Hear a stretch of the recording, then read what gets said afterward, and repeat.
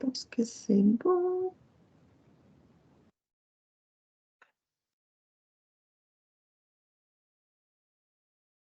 Ah, déjà. Hop. Voilà. Donc aujourd'hui, en fait, on vous présente le webinaire Focus Pays d'Europe centrale et orientale avec la participation de Business France sur place, de la zone PECO. Le but de ce webinaire, de vous présenter les tendances de marché, les opportunités, ainsi le contexte en fait global, ce qui se passe sur la zone PECO actuellement. Donc, je vais laisser en fait parole à la directrice de zone PECO Business France. Juste en fait pour vous dire, vu le nombre réduit qu'on est, donc n'hésitez pas de poser vos questions, ne pas attendre en fait la fin de présentation, que ce soit vraiment un webinaire plutôt en fait échange. Si vous voulez. Donc voilà, n'hésitez pas de poser vos questions, soit en fait sur le chatter, soit tout simplement en fait vous pouvez allumer votre micro et poser votre question. Donc voilà, Laurence, je vous laisse projeter la présentation. Oui, tout à Et fait. bon webinaire à tous. Bonjour à tous. Je suis Laurence Detouché, directrice pour la zone Europe centrale et orientale pour les bureaux Business France. Voilà, je vous parle. Donc, moi, je suis basée à Varsovie, hein, et je vais vous présenter notre activité et comment nous fonctionnons sur la zone Europe centrale orientale. Voilà, j'espère que mon écran s'affiche correctement maintenant. Voilà, donc un petit focus pour vous expliquer notre dispositif dans la zone Europe centrale orientale. Donc, moi, je suis basée à Varsovie, donc c'est le bureau régional de la zone, mais sinon, nous avons aussi un bureau en République tchèque. Liv Voisin-Ratel en est la directrice et elle vous parlera tout à l'heure plus spécifiquement de la filière industrie et clean tech. Nous avons un bureau en Roumanie aussi et un bureau en Ukraine. Alexandra Ereliuk vous parlera aussi tout à l'heure. Elle est basée à Kiev et elle a pu se connecter ce matin. Nous travaillons avec une convention de service public en direct avec la Chambre de commerce française en Hongrie. Voilà pour les pays qui sont couverts directement. Et après, sur les autres pays de la zone, nous avons des partenaires prestataires qui sont référencés en Lituanie, en Slovaquie, en Serbie, Bulgarie, pour également couvrir ces destinations et vous y accompagner. Voilà sur le dispositif aujourd'hui. Alors, un petit mot d'éclairage général sur cette zone Europe centrale orientale dont on parle beaucoup pour des raisons bien sûr géopolitiques aujourd'hui, hein. Alors donc, on fera un petit focus plus spécifiquement sur l'Ukraine, mais pour dire que ce sont des pays qui ont traditionnellement, sur ces dernières décennies, des économies extrêmement dynamiques et extrêmement résilientes, dont des pays qui sont sortis de la crise Covid avec encore un dynamisme et une capacité de rebond extrêmement forte, des pays qui sont parmi ceux qui ont connu les récessions les plus faibles dans toute l'Europe à l'issue de cette crise Covid. Tout cela parce qu'ils avaient justement des bonnes santé économiques en entrée de crise, avec des faibles taux d'endettement, avec des taux de croissance très importants. Donc, et des avantages comparatifs et compétitifs très importants.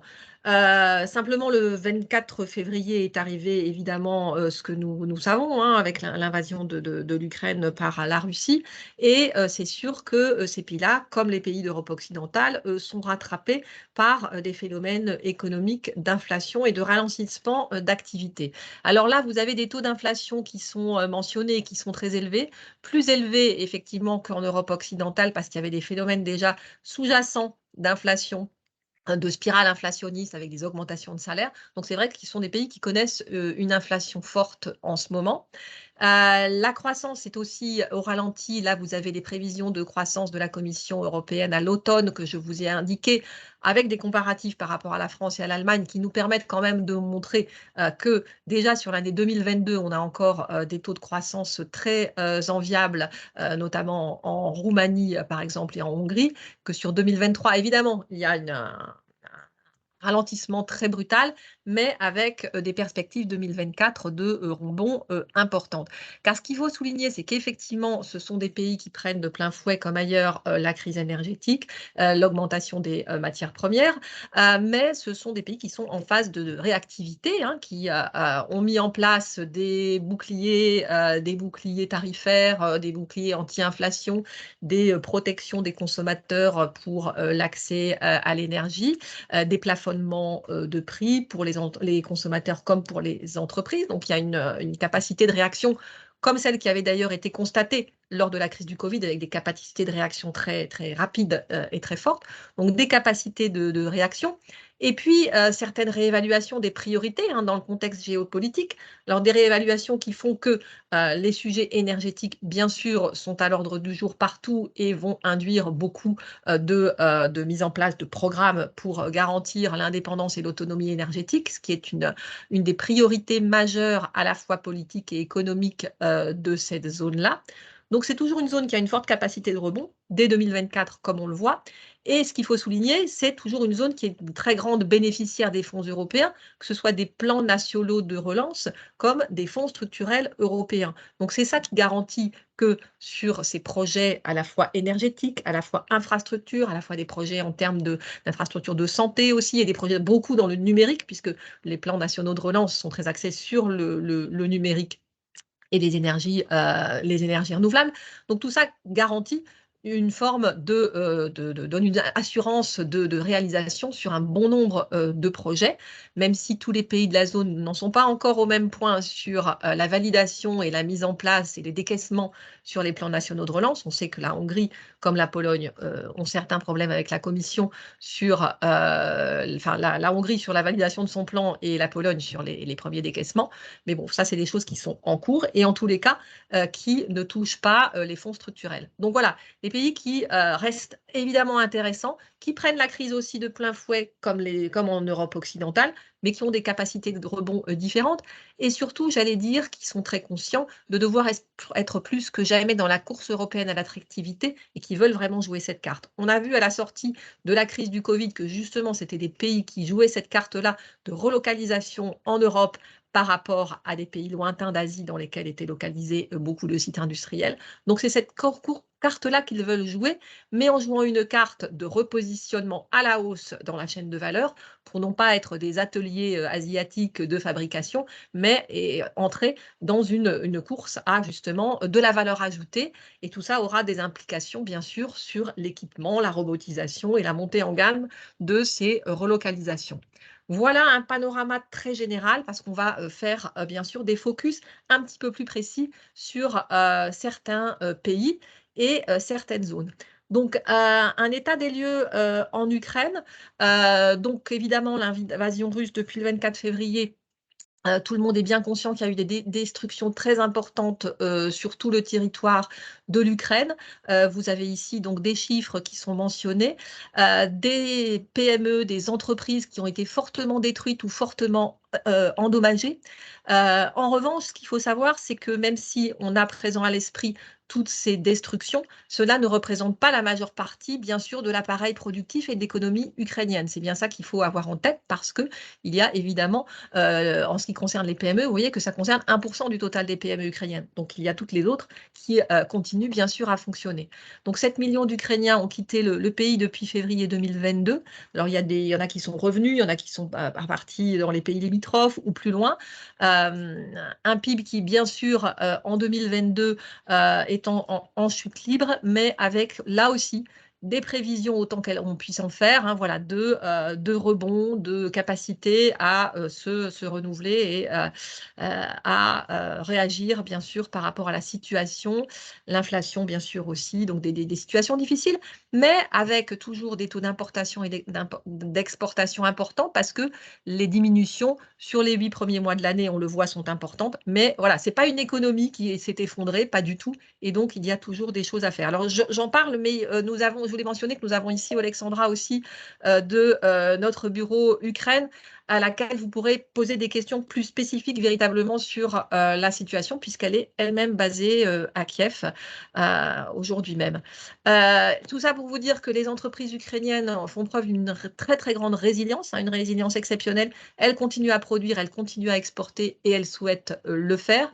Donc il y a eu beaucoup de reprises d'activité depuis l'été et même déjà voilà, en septembre avec beaucoup de reprises d'entreprises.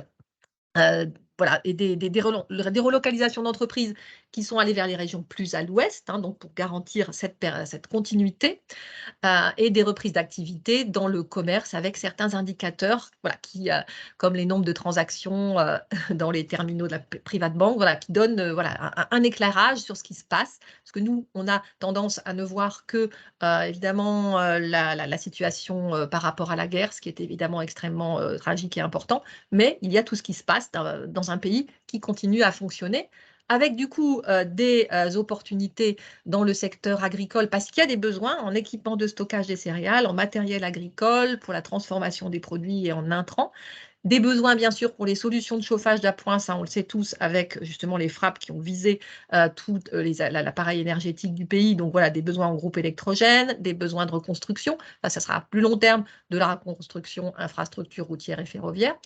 Des besoins en cybersécurité, en automatisation comptable, par exemple, et puis en santé, bien sûr, puisqu'il y a eu vraiment beaucoup de destruction sur les établissements médicaux et les hôpitaux, des besoins en dispositifs médicaux. Donc, il y a des besoins qui peuvent être immédiats et qui peuvent faire l'objet de financement par les entités ukrainiennes elles-mêmes, quand on ne parle pas de gros projets. Après, si on parle évidemment de gros projets, il faudra voir sur les lignes de financement qui sont mises en œuvre pour l'Ukraine. Voilà, donc ici, on a quelques exemples de projets, hein, une entreprise de reconstruction à partir de matériaux de déconstruction qui a commencé à travailler en Ukraine, et puis l'entreprise Matière aussi qui réalise des ponts. Voilà pour l'Ukraine. Encore une fois, Alexandra est là pour répondre plus spécifiquement à vos questions parce qu'il y en a peut-être évidemment sur cette situation très particulière. Je voulais faire rapidement un tour d'horizon de certaines filières au sein de la zone Europe centrale et orientale.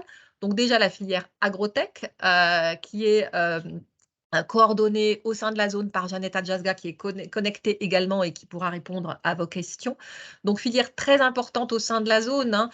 Et ce qu'il faut dire, c'est que par rapport à cette situation, le secteur agrotech ne ralentit pas au sein de la zone, hein. Alors en Pologne, par exemple, on a plus de 2 millions de nouveaux consommateurs qui viennent d'Ukraine et qui boostent certaines ventes, hein, bien sûr. Voilà, ils ne sont plus en Ukraine, ils sont en Pologne, mais voilà, justement, ce sont toujours des consommateurs.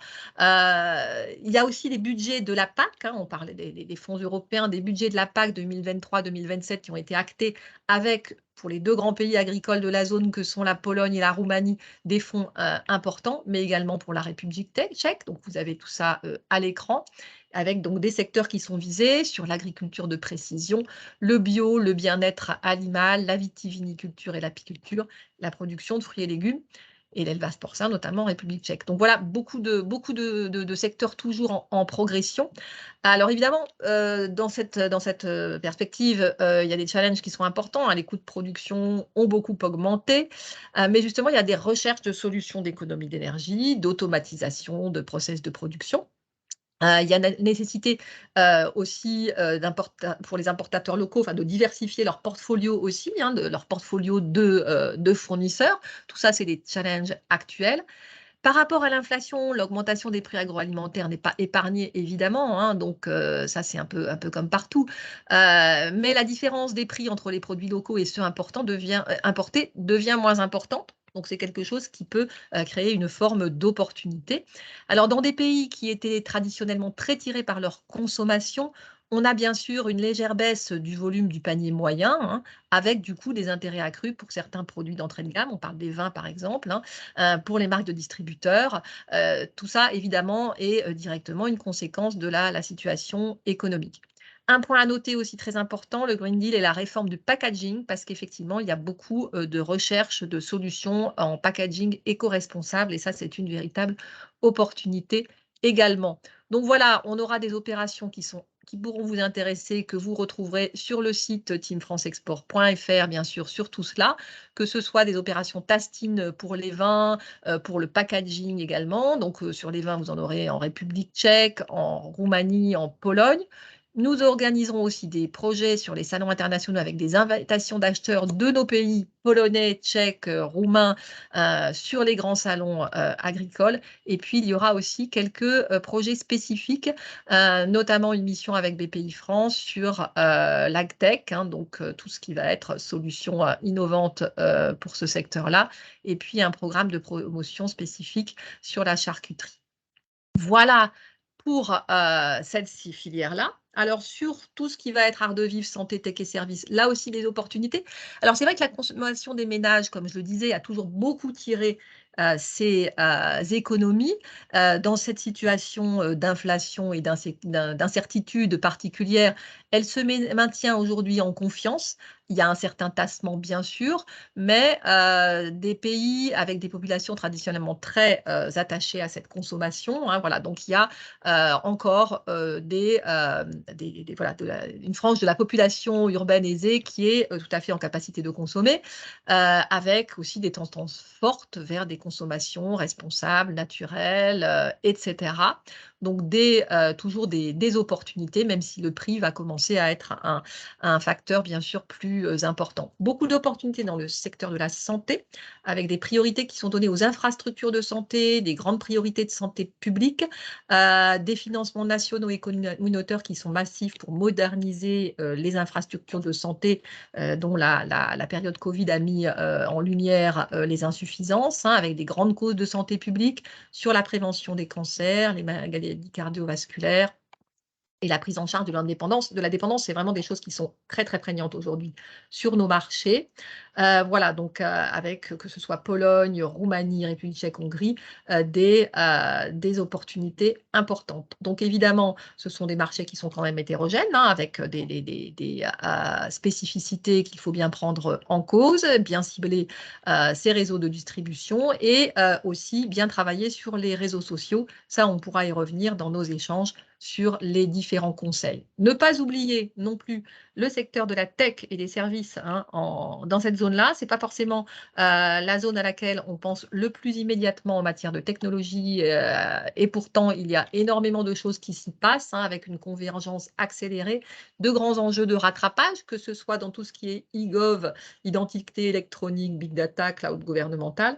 La souveraineté digitale et la cybersécurité, c'est évidemment un sujet majeur aujourd'hui dans les circonstances géopolitiques qu'on connaît. Donc, il y a beaucoup de perspectives aussi et beaucoup de recherches de technologies. Et puis, à souligner toujours que de toute façon, dans la stratégie européenne, donc dans les plans nationaux de relance et de résilience, il y a 25% de composantes qui sont dédiées à la digitalisation, donc énormément de moyens qui sont mis pour la réalisation de ces plans nationaux sur tous nos pays. Dans les petits challenges à souligner, c'est que la perception de la tech française est variable selon les pays, hein, donc il faut bien tenir ça en compte et arriver toujours avec des produits extrêmement innovants et bien sûr s'appuyer sur des partenaires locaux de qualité, mais on pourra bien sûr en rediscuter. Voilà, donc ça c'était un tour d'horizon assez rapide sur quelques filières. Je vais maintenant laisser la parole. Donc, vous aurez aussi ce document qui vous affiche notre programmation et ce qui est possible de faire donc, sur tout ce qui est art de vivre, santé, tech avec nous en 2023, hein, des opérations qui peuvent vous intéresser, que ce soit sur la santé ou la tech. Voilà. Maintenant, je vais passer la parole à Magali Voisin-Ratel, qui est la directrice du bureau République tchèque, mais qui est également la coordinatrice sur tout ce qui est filière industrie et clean tech sur la zone. Voilà, Magali, je te laisse la parole pour continuer le tour d'horizon filière. Merci beaucoup, Laurence. Bonjour à toutes et à tous. Donc, effectivement, je vais vous donner quelques grandes orientations sur la filière industrie clean tech. Et après, ce qui sera peut-être intéressant, c'est au cas par cas de pouvoir échanger avec les uns et les autres pour avoir une approche un petit peu plus précise et individualisée. Donc, dans les grandes lignes, il y en a certaines qui ont été soulignées par Laurence, mais je propose de les reprendre. Je pense que vous retrouverez un petit peu le constat au niveau de la zone. Donc le premier enjeu sur cette filière industrie et clean tech, donc c'est la partie clean tech, donc avec tous les enjeux qui sont liés à la transition énergétique, donc qui était déjà très présents avant la crise et qui le sont d'autant plus avec la crise que nous traversons et notamment la crise énergétique. Et donc du coup, ce sont des pays qui vont avoir une appétence et un regard particulier sur toutes les solutions ENR, nucléaire, efficacité énergétique, puisqu'effectivement, il va falloir pallier à cet approvisionnement qui est malheureusement plus facile aujourd'hui. Donc tout ce qui est des solutions, il y a de grands projets nucléaires, que ce soit en République tchèque, en Pologne, mais aussi en Roumanie, Slovaquie, Hongrie ont aussi des sujets. Et les solutions ENR avec les enjeux de la Commission européenne que ces pays devront atteindre puisqu'ils sont membres de l'Union européenne. Pour la plupart, il va falloir effectivement qu'ils renforcent l'utilisation de ces technologies. Donc si vous êtes des entreprises dans ce secteur-là ou vous avez des solutions à proposer, on vous encourage vivement à effectivement venir valider le potentiel de votre solution sur nos marchés. Ce qu'il faut aussi souligner, c'est que ce sont des pays qui sont fortement industrialisés. Donc Laurence en a parlé. Et donc ils sont aussi, ils ont été frappés avec la crise sanitaire, effectivement, de l'approvisionnement de matières premières ou la crise des semi-conducteurs, notamment dans le secteur automobile. Et donc du coup, c'est aussi un enjeu pour ces pays de pouvoir basculer sur une transition industrie 4.0 et de pouvoir effectivement investir dans des produits et des services qui permettront de gagner en productivité. Donc Laurence en a parlé, automatisation, robotisation, toutes les solutions innovantes liées à l'industrie recevront certainement un accueil favorable sur les pays de la zone. La particularité aussi de l'industrie, c'est qu'il y a une forte présence ou représentation pardon, de l'industrie automobile puisque les pays d'Europe centrale et d'orientale représentent près de 30% de la production automobile au niveau européen, et notamment en République tchèque, Hongrie, Roumanie, Slovaquie et aussi en Pologne. Donc, si vous avez des solutions aussi sur l'industrie automobile ou pour travailler en tant qu'équipementier ou service, on vous encourage également à considérer une approche de la zone. Et puis peut-être pour finir, le troisième grand axe, c'est tout ce qui est infrastructure de transport. Il y a un certain nombre de programmes et de financements européens qui sont alloués à certains projets. Pour n'en citer qu'un, c'est le cas du programme Réseau européen de transport, dont vous avez probablement entendu parler, un certain nombre de soutiens de bailleurs de fonds pour certains projets d'infrastructure, et puis les plans de relance et de résilience des pays de la zone ont fait également une priorité de développement ou de rénovation des infrastructures de transport, que ce soit le ferroviaire, l'urbain, la route et le maritime pour les pays qui sont concernés. Donc encore une fois, si vous avez des solutions en infrastructure de transport, c'est aussi une approche que vous pouvez considérer au niveau de la zone. Voilà, donc c'est trois grands axes très, très larges, mais encore une fois, on peut regarder au cas par cas les applications que vous pouvez proposer pour voir sur quel marché ça peut avoir une pertinence de prospecter en priorité. Voilà pour la partie industrie clean tech. Et puis, je propose de vous dire quelques mots aussi sur le VIE. Alors, peut-être sur la programmation d'abord.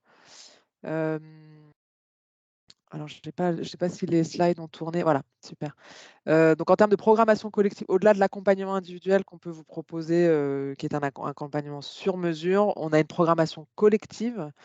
Donc, il y a 4 grands projets sur la filière industrie clean tech sur la zone éco en 2023. Le premier, ce sera un projet sur la République tchèque, une opération collective sur tout ce qui est transport urbain et transport ferroviaire, qu'on tiendra fin mai. En Pologne et en Roumanie, on proposera une délégation sur la thématique sécurité. donc les French Security Days. On aura une thématique ville durable en Roumanie, donc sur une opération collective qui interviendra en juin. Et puis en Pologne, un business meeting avec les aéroports en Pologne qui interviendra au second semestre 2023. Donc voilà, donc ce sont des opérations auxquelles vous pouvez participer. C'est voilà, prévu dans la programmation Programme France Export. Et puis je ne suis pas sûre qu'il y ait des entreprises dans le spatial aujourd'hui, mais on aura un programme aussi spécifique d'accompagnement sur la zone avec le pôle Aerospace Valley. Donc bon, c'est juste pour le mentionner, mais qui n'est pas dans le programme France Export, mais qui est un programme qu'on portera aussi sur 2023, sachant que l'Agence spatiale pour les programmes européens sur les applications Aval est basée à Prague, donc ça a du sens de venir trouver des partenaires en zone éco. Voilà, je propose de terminer sur un sujet sur les VIE avant de prendre peut-être quelques questions, si vous en avez. Donc les VIE sur la zone Europe centrale et orientale sont en croissance, comme vous pouvez le voir. On est aujourd'hui sur la zone à 485 VIE pour 155 filiales françaises. Donc c'est un dispositif qui fonctionne, qui est en croissance, malgré un contexte qui peut peut-être paraître incertain. Les entreprises et les filiales françaises continuent à envoyer des jeunes talents sur la zone pour soit développer une activité commerciale ou soit pour effectivement contribuer à l'activité de la filiale. Le plus gros contingent de VIE sur la zone est en République tchèque avec près de 150 VIE, suivi de la Roumanie et de la Pologne. Et ce qu'on souhaitait aussi vous mentionner, c'est qu'au-delà du nombre de VIE sur la zone qui est en croissance, il y a aussi un nombre d'offres de missions sur la plateforme Mon VIE, Mon VIA, qui est assez significatif puisqu'il y a presque 200 offres de missions sur la zone pour des jeunes talents. Donc ça prouve bien que effectivement les entreprises françaises continuent à se développer ou à prospecter la zone à travers différentes prestations ou dispositifs, mais en tout cas le VIE est assez parlant sur la mobilisation des entreprises françaises sur la zone. Voilà, pour terminer sur le VIE. Je ne sais pas si vous me prenez des questions, Alina ou... Voilà, merci beaucoup Magali. Donc, on a fait un tour d'horizon peut-être un petit peu rapide sur toutes les filières et tous les pays.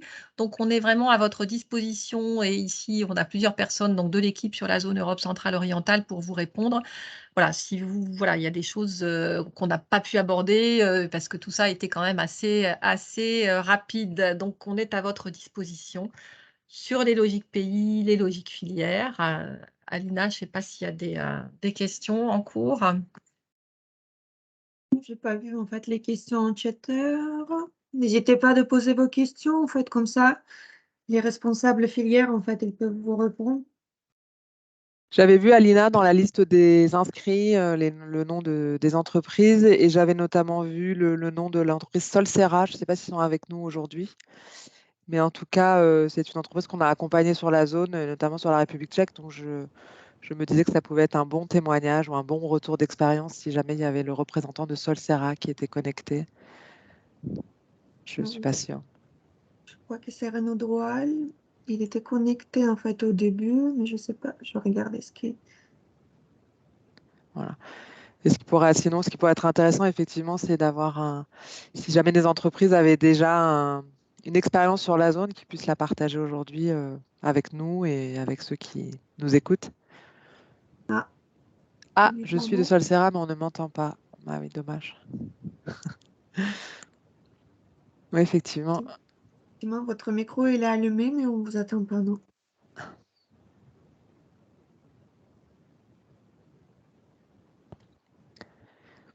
Je ne sais pas s'il y avait d'autres témoignages ou partages de... Alors sinon, on a aussi donc Alexandra peut-être qui peut nous dire quelques mots sur le marché ukrainien en complément de ce que j'ai dit, ou Janetta sur la filière agro. Voilà, s'il y a des compléments à apporter parce que j'ai peut-être été un petit peu rapide.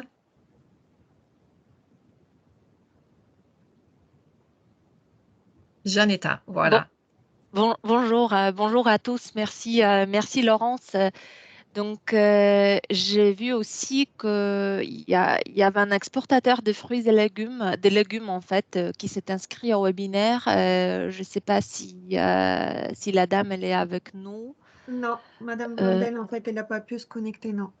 non, elle n'a pas pu se connecter. C'est dommage parce que ce que je voulais dire que ils sont fabricants des légumes qui sont très recherchés sur le marché polonais parce que ce sont des produits contre-saison. Donc, je voulais juste confirmer le potentiel pour ces produits-là, surtout que donc les importations polonaises de ces produits-là commencent là maintenant, démarrent au mois de novembre.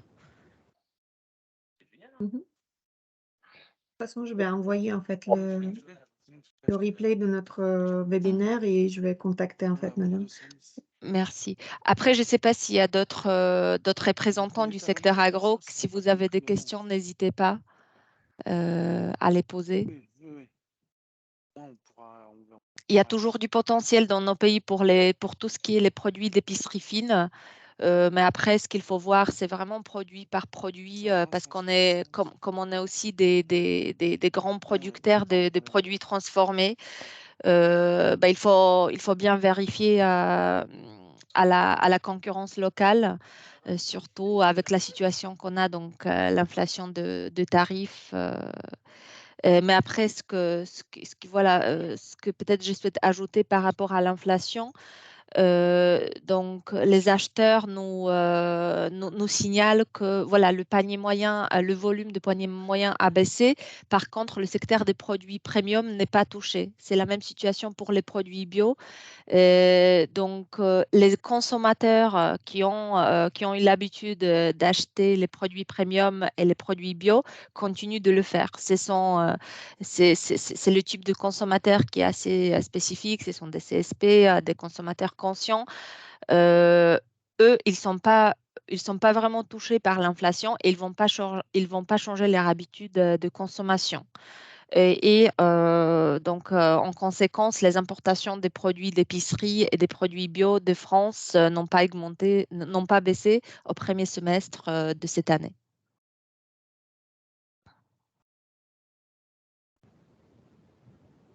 Alors voilà, ce que je voulais dire peut-être juste en impression générale par rapport à toutes ces présentations, c'est que la zone Europe centrale orientale est aujourd'hui beaucoup vue comme une zone voilà, très touchée par la situation géopolitique. C'est vrai. Après, d'un point de vue économique, voilà, comme on l'a dit, ce sont des marchés qui, pour autant, sont toujours pertinents, avec des choses qui, justement, ont été mises en lumière et avec des besoins qui, parfois, que ce soit en autonomie énergétique, en cybersécurité, en solutions de stockage, etc. Voilà, justement, ça a donné beaucoup d'importance encore plus donc, à ces secteurs-là. Donc, il y a certaines priorités qui sont un peu revues. Mais pour autant, voilà, ça reste des marchés très importants de consommation par ailleurs, et puis qui résistent bien et qui restent voilà, potentiellement totalement intéressants. Je pense que nous qui y sommes tous les jours, hein, voilà, il faut qu'on puisse aussi un peu faire la part des choses entre le contexte géopolitique dont on parle toujours à juste titre, et puis par ailleurs, de toute façon, l'activité économique qui se poursuit. Ce qui est vrai aussi pour l'Ukraine, hein. Je ne sais pas si Alexandra est toujours connectée, mais elle pourrait en témoigner bien. Oui, Alexandra est toujours là. Peut-être un petit mot du coup en direct de Kiev alors? Oui, bonjour à tous. Donc, ravi d'être avec vous ce matin. Je suis à Kiev, donc la vie continue en Ukraine. On a un peu de coupure d'électricité, c'est vrai, mais à part ça, nous avons enfin, tout qui fonctionne, y compris le commerce, donc les transports, les services, etc. Donc, les sociétés continuent à travailler. Après, donc, les premières semaines étaient très dures en Ukraine où tout quasiment s'est arrêté, mais depuis, donc, il y a 90% d'entreprises qui ont repris l'activité complètement ou partiellement. Je les vois au jour le jour parce que dans ce que je vois dans ma vie de tous les jours, mais aussi dans ma vie professionnelle, donc les contacts que j'ai dans les entreprises, en fait, sont là, ils sont mobilisés, ils ne baissent pas les bras. Donc, certes, il y a celles qui sont plus touchées que les autres, mais en tout cas, la volonté est là de continuer. Et donc, je les vois aussi dans les contrats ou dans les relations avec les fournisseurs étrangers, parce que même sans parler des équipements ou des choses voilà, comme ça. Donc même, enfin, j'ai les producteurs de vin qui m'ont dit d'avoir livré en été sur l'Ukraine, donc c'est étonnant, mais ça continue quand même. Bon, c'est pas les produits les plus importants pour nous en ce moment, c'est sûr, mais c'est une petite image de la résistance de l'économie. Donc, bien sûr, on pense tous après la guerre et à la reconstruction du pays où il y aura beaucoup de choses à faire. Le travail commence déjà maintenant et donc juste pour être raisonnable, c'est peut-être pas le moment de démarrer une activité sur l'Ukraine si vous n'avez pas un produit hyper ciblé et dont on a besoin immédiatement. Mais pour les entreprises qui travaillent déjà, donc elles peuvent continuer. Euh, avec donc un peu plus de difficultés côté logistique, mais ça fonctionne quand même. Et côté paiement, en fait, la Banque centrale est là pour contrôler bien les situations et donc on voit pas vraiment de problème de ce point-là. Et juste soyez raisonnable, pensez bien le projet et n'hésitez surtout pas à nous poser la question. Parce qu'on est 3 personnes ici sur place et on pourra vous orienter et en tout cas répondre à vos questions et donner les conseils et guider dans vos projets et vos idées. Voilà, merci. Merci beaucoup. Merci Alexandra.